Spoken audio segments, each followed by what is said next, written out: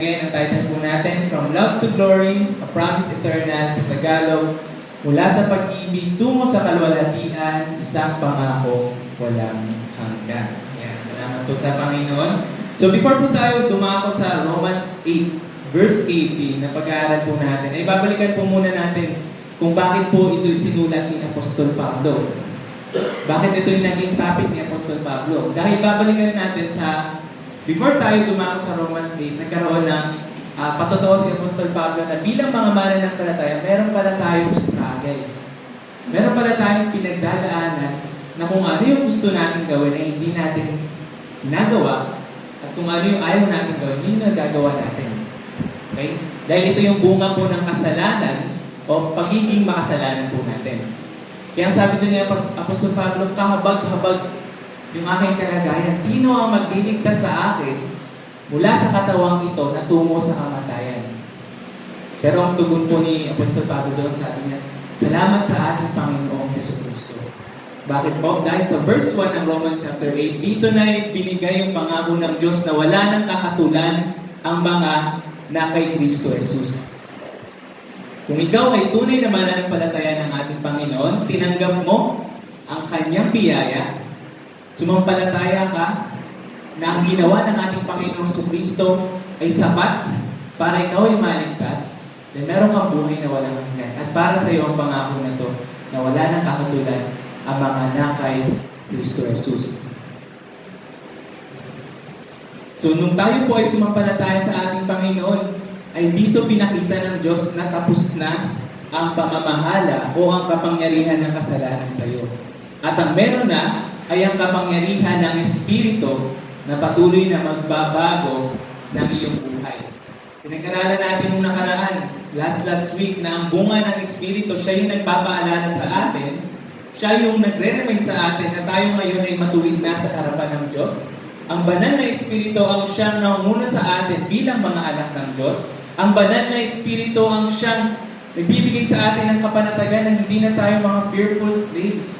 Wala nang takot sa kasalanan. Wala nang, kumbaga, hindi na tayo nagpapailalim pa sa kasalanan, kundi nasa ilalim na tayo ng pagiging mga anak ng Diyos. Kaya ang kalagayan natin ngayon, tinatawag natin ang Diyos na Ama, Ama ko. At ang isa pa, ang bunga ng banal na Espiritu sa atin ay kino-confirm niya o pinapatotohanan niya na ang bawat mananampalataya ay nakikibahagi at makikibahagi sa kalwalhatian ng ating Panginoon. So sa pagtatapos po ng pag-aaral natin sa verse 17, dito na rin siningit ni Apostol Pablo na kung ikaw ay nakikibahagi sa kalwalhatian ng ating Panginoon, dapat ikaw din ay nakikibahagi maging sa kanyang pagtitiis.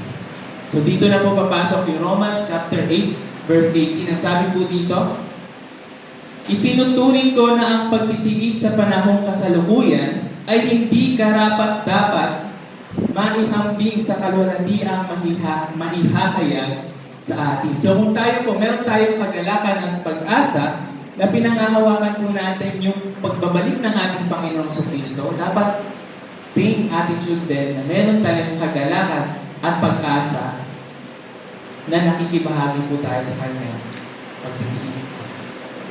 Dahil bilang mga mananampalataya po, binago na po ang buhay natin at itinuturo ng Biblia na ikaw, kung may tunay kang pananampalataya sa ating Panginoon, hindi ka lang basta mananampalataya ni Kristo, kundi ikaw ay tagasunod ni Kristo.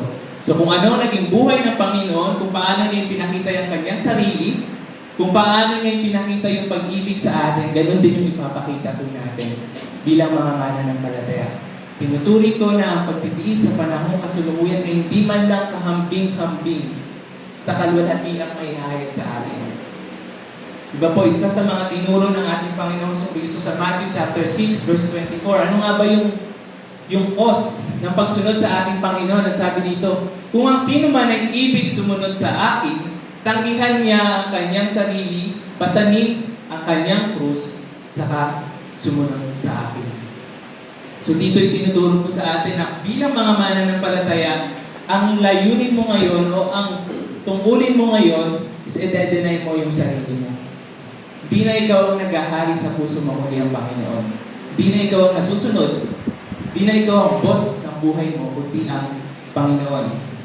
Ibig sabihin din, kasama na po dito yung mga sacrifices. Kasi darating talaga sa buhay ng mga mananampalataya na maglalaan ka ng oras, ng effort, ng priority. Kung sino ba yung pinahahalagahan sa buhay. Ikaw ba o ang Diyos na sinusunod mo? Kasama rin po sa pagtitiis natin yung daranas po tayo ng kahihiyan, daranas tayo ng pag-uusig bilang mga mananampalataya. At kasama na rin po dito yung nararanasan ng lahat na nagkakasakit at ganyan din yung kasiraan po ng kalikasan po na meron tayo ngayon. Diba, kung titingnan natin, ang dami pa ng pagtitiis sa mga mananampalataya. Sa Bible din po yan, sinabi na tayo talaga ay nagtitiis alang-alang, maghihirap alang-alang sa pangalan ng ating Panginoong Kristo. Pero, ang kagandahan po nito ay ang pagtitiis na dinaranas po natin ay kakaiba o iba sa mga tao na wala pang pananampalataya. Dahil ang pagtitiis natin ay nagbubunga o may bunga at may patutunguhan. Kaya po sinabi dito, meron pa tayong hinihintay na pagpapahayag ng ating Panginoong Kristo. Yun po yung kalwalatian na sinasabi niya. Yun po yung langit na hinihintay po natin. Sabi sa 2 Corinthians chapter 4 verse 17, sapagkat inihahanda tayo nitong magaan at panandaliang kapighatian para sa walang hanggan at di masukat na kaluwalhatian.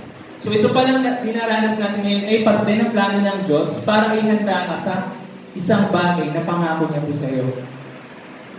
Ang di masukat na kaluwalhatian. Di ba po tayo kapag sumasamba tayo sa Diyos, nararanasan niyo ba na ang saya-saya na magpuri sa Diyos? Naranasan niyo ba na ang saya-saya kasama mga kapatid? Ang saya-saya na naglilingkod ka sa Diyos na ang araw ng linggo ay para sa Diyos? How much more yung joy na mararanasan natin kapag ang Diyos na hindi natin nakikita pero pinapanampalatayanan natin ay siya ring Diyos na makikita po natin ng mukhaan. Gaya po ng inawit ng kapatid natin kanina, till I see you. Hanggang sa makita natin ang ating Panginoon, patuloy na nandun yung ating galakan. Patuloy na tayo ay naghihintay sa kabila ng mga pagsubok. Dahil alam niyo po, tayo mga mananampalataya, dito po sa mundo, limited po tayo.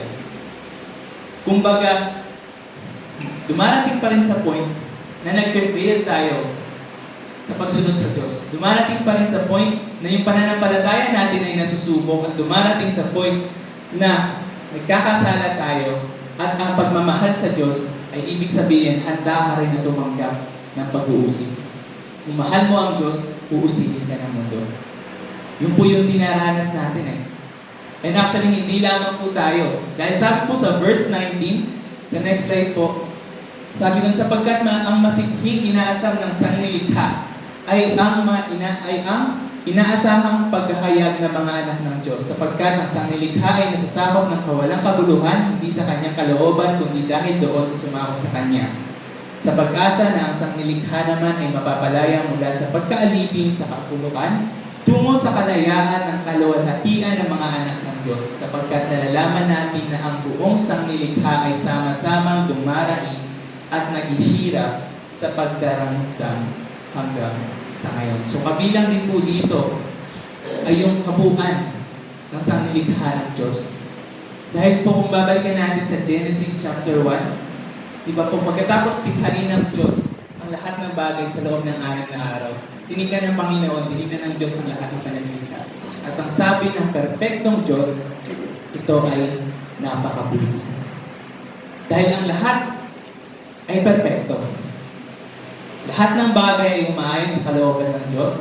Lahat ng bagay ay in place, nasa lugar. At ang lahat ng bagay ay mayroong ay tinutugunan ng ating Panginoon. Pero nagbago po yun nung pumasok yung kasalanan. Nung nagkasala, si Eva at Adan, pumasok na yung bunga ng kasalanan, yung paghihirap, yung sakit o yung karamdaman, at even yung kamatayan. At gayon din nung pinarusahan po ng Diyos ang tao, dahil sa kanilang ginawa, nadamay din po talaga yung sanglilikha. Kaya po kung tatanungin natin yung mga lolo't lola natin na sabihin nila hindi naman ganito kalala nung araw. Hindi naman ganito kainit, hindi naman ganito kagrabe yung kasalanan. Diba? So, totoong sinasabi ng Biblia na ang lahat ng bagay o ang mundo ay patungo sa katapusan. Para sama ng kasama ang mundo. Kung itong mga bagay nito ay nangyari, wala tayong ibang sisisihan, hindi ang Diyos, kundi tayo na mga tao. Pero sa kabila po hindi natin mayaalis yung katotohanan na sa pasimula ay nilikha ng Diyos ang lahat ng bagay na napakabuti at hindi niya po papabayaan yung kanyang sanglilikha. Hindi niya tayo papabayaan. Pagkos meron tayong hinihintay na restoration na tinatawag na pagpapahayag ng Diyos. Ito na dito na papasok yung bagong lupa at bagong langit. Yung mabasa natin propesya sa Revelation kung gaano kaganda yung plano ng Diyos sa wakas ng panahon na pwede po natin panghawakan, hinihintay ng sanglilikha at ng mga mananampalataya. At ang sabi po sa verses 23 hanggang 25, at hindi lamang sanglilikha, kundi pati naman tayo na mayroong mga unang bunga ng Espiritu na tayo dumaraing sa ating mga sarili sa masidhing paghihintay ng pagpupukop ang pagtubos sa ating katawan, sapagkat tayo iniligtas sa pamamagitan ng pag-asang ito. Ngunit ang pag-asang nakikita ay hindi pag-asa, sapagkat sino ang umaasa sa nakikita? Subalit kung umaasa tayo sa hindi natin nakikita, hinihintay natin itong may pagtitiis. Okay, so habang tayo po ng mga mananampalataya ay hinihintay natin ang pagbabalik o yung kalwalhatian na pinangako sa atin ng Diyos, ay sabi ko nga kanina ay dumaranas din po tayo ng mga pagsubok. Pero merong binigay ang Diyos at yun ay walang iba kundi si Holy Spirit o ang banal na Espiritu. Na kahit po tayo ay nandito pa sa mundo, ang banal na Espiritu na ang siyang nagpaparana sa atin. Ano ba ang experience? Ano bang feeling na ama mo ang Diyos? Ang Espiritu rin ang siyang bibigay sa atin ng joy. May-enjoy natin yung presence ng Panginoon habang tayo ay sumasamba.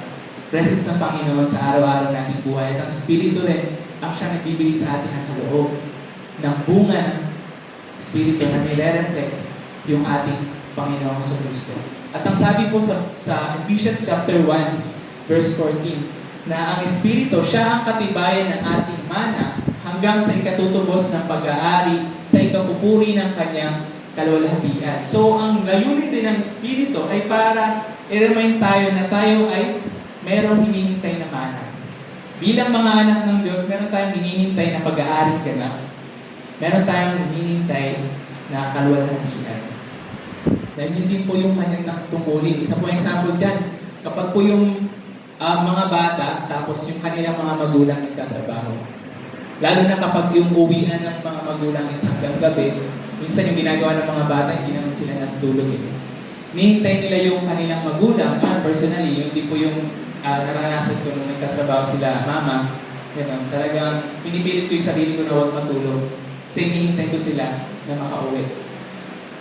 Kasi sigurado ako na uuwi sila dahil anak mo na ako. Anak kami nila mama. Okay? So, ganun din sa ating Panginoong Jesucristo, na habang tayo ay naghihintay, binigyan niya tayo ng pangako ng pag-asa. Ano po ba sabi sa John chapter 1, verse 12? Na sino man sumampalataya sa Kanya ay naniwala ay binigyan na ng karapatan na tawagin mga anak ng Diyos. So ngayon pa lang, meron na tayong pinanghahawakan na tayo ay anak ng Diyos. So darating din yung araw na ipapahayag din ng Diyos na tayo po ay kanyang mga anak. Pero meron pong paalala dito, balikan po natin sa slide. Sabi dito, ay meron po tayong paghihintay na may kasama pagtitiis. Sa English po, we must wait patiently and confidently. Kasi dumarating sa mananampalataya na minsan nakakalimutan po natin, nagpipili tayo dyan. Isang example na dyan, yung kapag, ito sino po ang guilty dito Kapag po dumaranas na tayo ng pagsubok, gustong-gusto na natin dumating ang ating Panginoon. Ako, guilty po ako dyan. Na parang, lalo na kapag ang hirap na nung dinaranas mo, ang dami mong problema, Lord, sana dumating ka na. Kasi ang hirap ng buhay. Diba? Ay, alam ko lahat po tayo dito dyan, maaaring biro or hindi. Pero, yun kasi yung pumapasok dun sa isipan natin eh. Kumbaga, hindi naman masama na tayo ay naghihintay or nananabig sa ating Panginoon. Pero, wag po natin gagawin na scapegoat yung tinatawag para manapasan natin problema natin.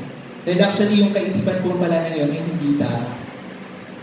Dahil ang plano po ng Diyos sa atin, ang plano po ng Diyos sa kanyang sanglilikha sa sa 2 Peter chapter 3 verse 9, ang sabi po dito, hindi mabagal ang Panginoon tulad ng or tungkol sa kanyang pangako na gaya ng kabagalang itinuturing ng iba, kundi matiyaga sa inyo na hindi niya ibig na sino man ay mapahama, kundi ang lahat ay dumating sa pagsisisi. So ito yung layunin ng Panginoon. Na hindi mabagal ang Diyos sa kanyang pangako, pero kundi nagbibigay pa siya ng pag-asa na sumampalataya pa yung mga tao. Kaya po itong kalooban ng Diyos ay actually magiging utos din po sa atin yan bilang mga mananampalataya. Yung Great Commission po na ang bawat mananampalataya ay inatasan tayo na ibahagi ang mabuting balita ng kaligtasan. Na ang sino mang sasampalataya sa ating Panginoon, tatalikod sa kanyang kasalanan. At maniniwala at matitiwala sa Diyos na meron kang buhay na walang hanggan. Kaya po ang tanong sa atin, handa na ba kayo? Handa na ba kayo hindi lang yung pagkakataon na makakasama natin ang Panginoon, kundi handa na rin ba kayong iwan yung responsibilidad natin na ibahagi si Kristo sa ibang tao? Handa na ba kayo na iwan yung responsibilidad natin na ibahagi sa ating mga mahal sa buhay na mahal din sila ng Diyos? Kasi bilang mga mananampalataya, dumaranas po tayo ng mga pag-uusig natin. Even yung mga tao ginagamit ng kalaban para i-test yung pananampalataya natin. Pero huwag po natin kakalimutan na sila rin yung mga tao na nangangailangan na marinig ang mabuting balita ng kaligtasan. Na malay po natin, baka ikaw ang gamitin ng Panginoon. Kaya po isang paalala po sa atin bilang mga mananampalataya na kasi dumarating talaga sa point na sabihin na natin, bumuboses tayo sa Panginoon. Sabi natin, Lord, nahihirapan na ako. Lord, araw-araw na lang natitas yung pananampalataya ko. Araw-araw na lang, Lord, nakagawa pa rin ako ng kasalanan. O kaya, yung buhay pala ng Kristiyano, ang hirap. Kasi ang daming tiisin. Pero ang naging solusyon po ng Diyos sa mga dinaranas natin bilang mga mananampalataya ay hindi yung kanyang muling pagbarito. Sinabi po sa kasunod na talata na ang solusyon ng Diyos sa mga dinaranas natin ngayon ay walang iba kundi ang banal na Espiritu. Sa next slide po, ang sabi doon sa verse 26, at gayon din naman ang Espiritu ay tumutulong sa ating kahinaan. So yun ang role ng Espiritu. Na tayo ay mahina, so nandyan ang banal na Espiritu para palakasin tayo, para tulungan tayo. Sapagkat hindi tayo marunong manalangin ng nararapat, ngunit ang Espiritu mismo ang namamagitan na may dalhin na hindi natin maipahayag. Isa po rito sa example ay yung ating Panginoong Kristo ay namamaalam. Diba? Sinabihan niya yung kanyang mga alagad na aalis siya. Sa John chapter 14, aalis siya at ipaghahanda niya na matitirhan ang mga mananampalataya. Then, nagkaroon ng takot, nagkaroon ng burden yung mga disipulo kasi lahat ng kanilang pamumuhay, yung nakasanayan po nila, ay iniwan nila para sundin ang Panginoon, para sumunod sa Diyos. Tapos sasabihin ng ating Panginoon na aalis ako, mauna ako sa inyo. So, nandun yung takot nila. Pero ang naging tugon ng ating Panginoon, kung babasahin natin John chapter 14, mayroong papalit sa akin. At iyon ay ang banal na Espiritu. Siya ang magiging advocate, mga aliw, helper, ng mga mananampalataya para gabayan tayo sa lahat ng katotohanan, ituro sa atin ang mga bagay na ninanais ng Diyos at ibigay din sa atin ng peace of mind Yan yung heart na inaalok po sa atin. At kaya po dito sa talata natin, isang example ng pagtulong ng banal na Espiritu ay yung pananalangin. Ano ba talaga ang panalangin para sa ating mga mananampalataya? Na ang panalangin ay higit pa sa pakikipag-usap sa Diyos, higit pa sa paghihingi ng ating pangangailangan. Kundi ang panalangin ay pagtakbo po natin sa Diyos. Panalangin ay ang pagdepende sa Diyos. Ang panalangin ay sinasabi natin, Lord, parte ka ng buhay ko. Lord, hindi ka plan B or plan C. Lord, kapag may problema ako, Lord, kapag may blessing ako, ikaw ang tatakbuhan ko. Yun yung panalangin. Open tayo sa Panginoon. Kasi sinabi po dito, ang Diyos na sumisiyasat ng puso natin, alam niya lahat ng nilalaman natin, even yung mga bagay na hindi natin kayang sabihin, nalalaman po ng Diyos yan. At siya po ang kumikilos sa atin. So every time na nananalangin po tayo, mayroong pagkilos ng banal na Espiritu para ang panalangin ng bawat mananampalataya ay umayon pa rin sa kalooban ng Diyos. So ang panalangin ay hindi kapag pumikit ka tapos nagsalita ka. Hindi po ganun ang panalangin. Ang panalangin is yung kapag i-open mo yung heart mo sa Panginoon at hayaan mo siyang sumiyasat. Dahil wala po tayong mainatago sa Diyos. So sa tuwing nagpe-pray tayo, pwede natin sabihin sa Diyos with all honesty kung ano talaga yung nararamdaman natin, kung ano yung kailangan natin at gusto natin sabihin sa ating Panginoon. Kaya po isang challenge din po ito, paalala sa mga mananampalataya. Kumusta na yung prayer life mo? Kumusta na yung prayer life mo? Hindi sa bilang, kung sasama natin yung pag-pray tayo sa pagkain, pray tayo before matulog, pagkikising, kundi tinitingnan natin yung pagiging personal ng panalangin natin sa Diyos.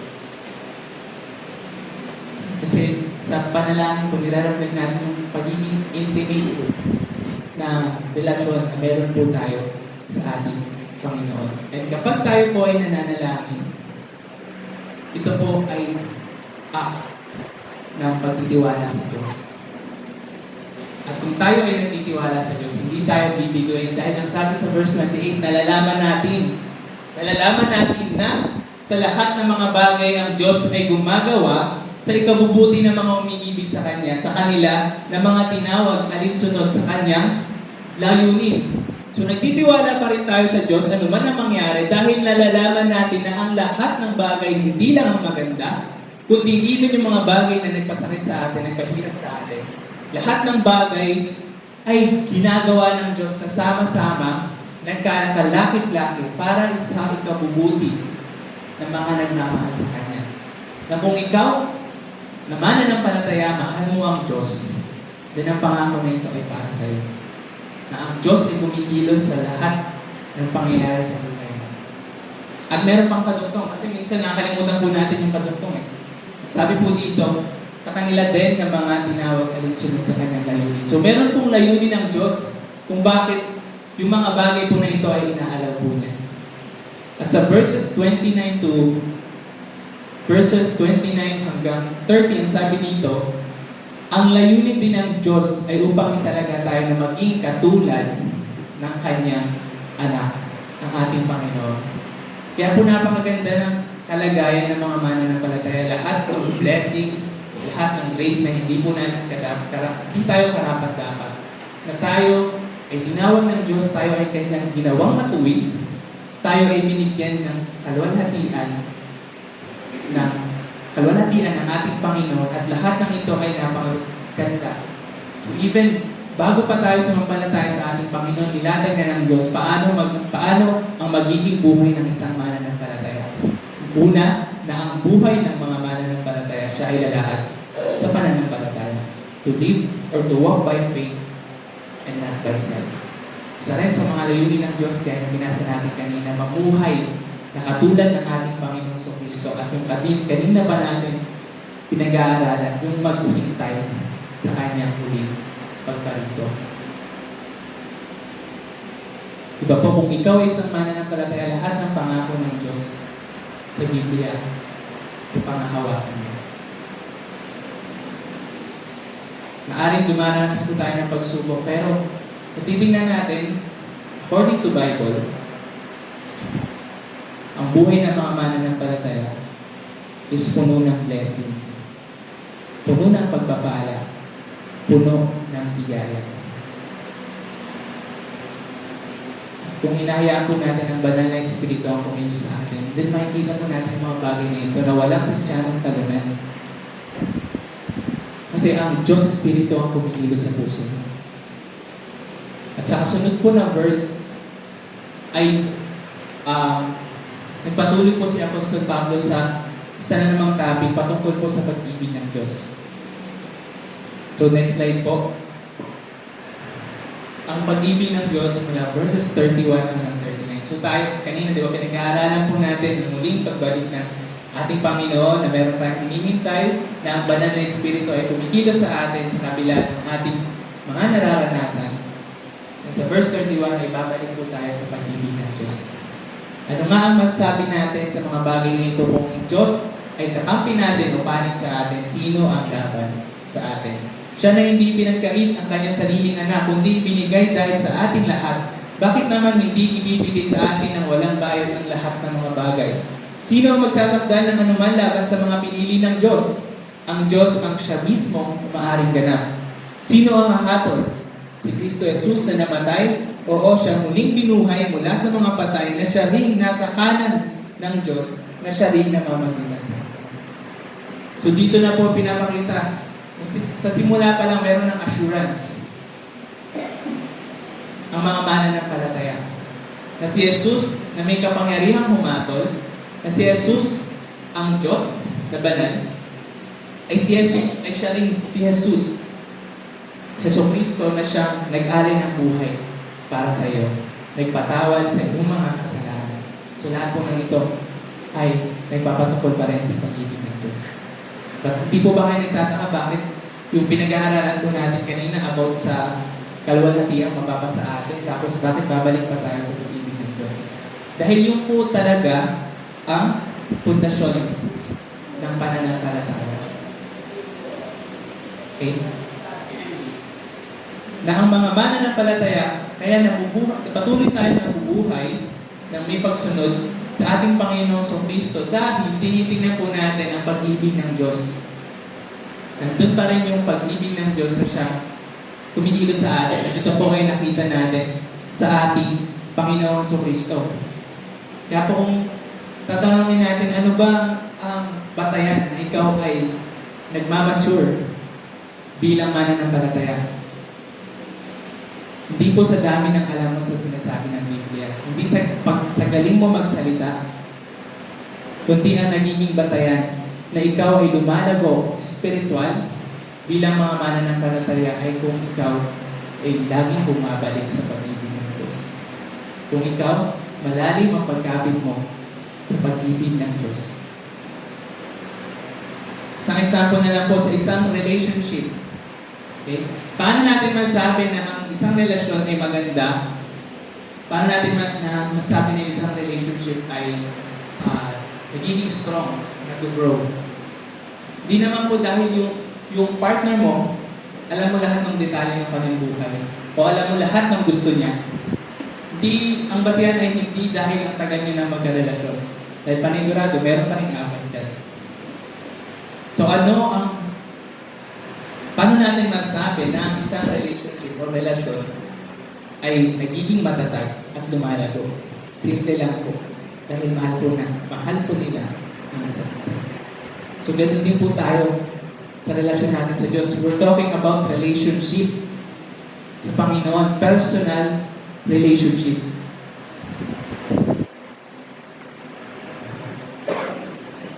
So ganun din po tayo sa ating Panginoong Kristo na kung tayo ay lagi natin tinitingnan yung kanyang pag-ibig at nagre-respond tayo ng may pagmamahal din sa Diyos, ang ibig sabihin yung pananampalataya natin is lumalago.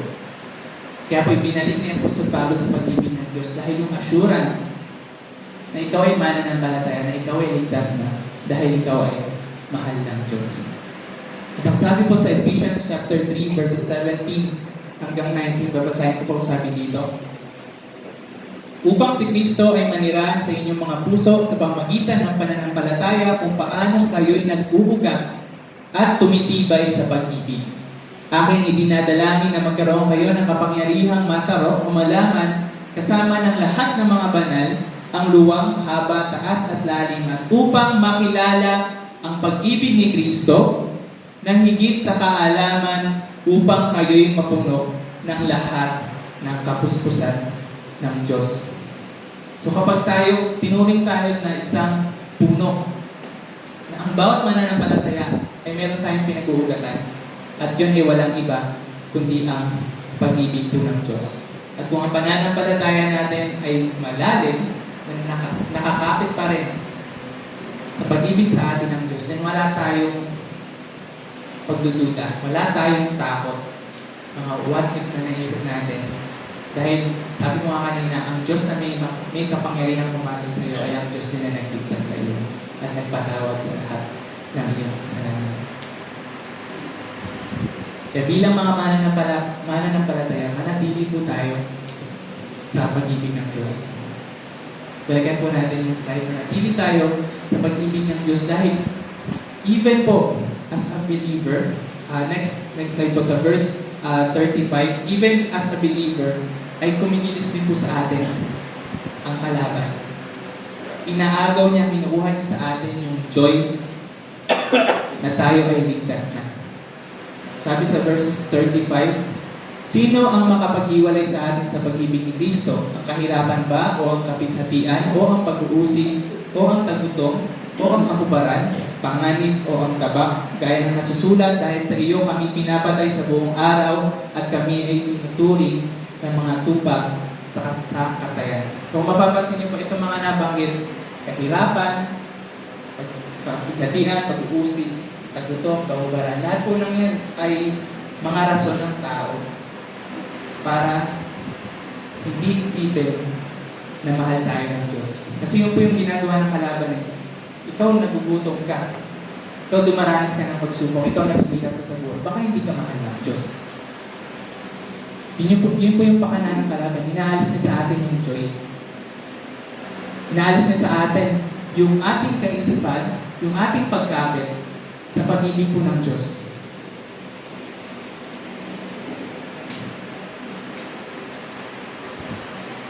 Kaya kapag tayo po ay may problema, doon na umaatake talaga yung kalaban. Na pinupunto niya na baka hindi ka mahal ng Diyos. Na baka kaya ka dumaranas yan kasi hindi ka pa talaga tunay na mananampalataya. Ganyan po kumilos ang kalaban. Pero kung laging babalikan natin yung pundasyon ng pananampalataya, na minsan ay pinagkaloob ng Diyos ang kanyang anak na si Yesu Cristo. Para bawat sumampalataya ay magkaroon ng buhay na walang hanggan. Sapat na yun para panghawakan natin na kahit tayo ay magutom, tayo ay maghihirap, mahal pa rin tayo ng Diyos. At ang verse 27 po ang sabi, ngunit sa lahat ng mga bagay na ito, tayo higit pa sa mga nagtatagumpay sa pamagitan niya na sa atin ay umiibig. So dito po ulit na pinapatukuyan yung kalagayan po natin bilang mga mananampalataya. Na araw-araw tayo ay naghihirap, pero ang isang panghawakan po natin ay, sabi doon, tayo ay higit pa sa mga nagtatagumpay sa pamagitan niya na sa atin ay umiibig. So habang inaaral ko po ito, isang example po dito is yung sa basketball. Okay, so sa basketball, kung nakikita natin, yung kunwari ang puntos mo ay 110, tapos ang puntos ng kalaban is mga 106 or 108. So kahit dikit yung points niyo, panalo ka pa rin. Tama? Panalo ka pa rin.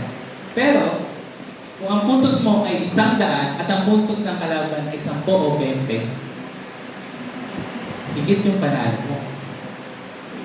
You are more than a conqueror. Hindi ka lang basta nagtagumpay, kundi kitang-kita na ang laki ng lamang mo. So, ganun din sa pag-ibig ng Diyos, kitang-kita na kahit dumaranas ka ng pagsubok na yan, kung mahal ka ng Diyos, kung iniibig ka ng Diyos, ang laki ng lamang mo. Na kahit, ayan yung mga pinagdadaanan mo, pero nakatayo ako sa pag-ibig ng Diyos, ang laki ng lamang mo. Nandun pa rin yung pagiging victorious mo, na hindi natin may kukumpara yung paghihirap na pinagdadaanan natin kung mahal ka pa rin ng Diyos. Yun po yung pinangahawakan natin bilang mga mananampalataya. Kaya nakita niyo po, yung buhay ng mga early Christians, mabasa natin, di ba? Dahil sa pananampalataya, inuusig sila to the point na mismo ang kanilang buhay na yung kapalit. Pinapakain sila sa leon, sinusunog sila. So yun yung kanilang pinagdadaanan. Pero sa kabila po ng yun, nanindigan sila sa kanilang pananampalataya. Dahil akala ng mga umusig sa kanila, kapag namatay itong mga to, tapos na yung pagiging Kristiyano na. Tapos na yung paglaganap ng Kristyanismo. Tapos na yung kanilang pananampalataya. Pero kung ikaw ay mananampalataya, kahit ang kamatayan man na hindi mo makakatakutan, yun yung pinangawakan nila. At dahil ikaw ay mananampalataya, ang kamatayan is actually blessing. Dahil yung Diyos na hinihintay mo, pagkamatay mo, alam mo na makikita mo na siya ng mukha. Alam mo na makakasama mo na ang Diyos na worth it ang lahat ng aking paghihirap, worth it ang aking pagsunod sa ating Panginoon. Dahil darating yung araw na kahit ng kamatayan man na hindi ko kakatakutan, kasi babalik ako sa presensya ng Diyos.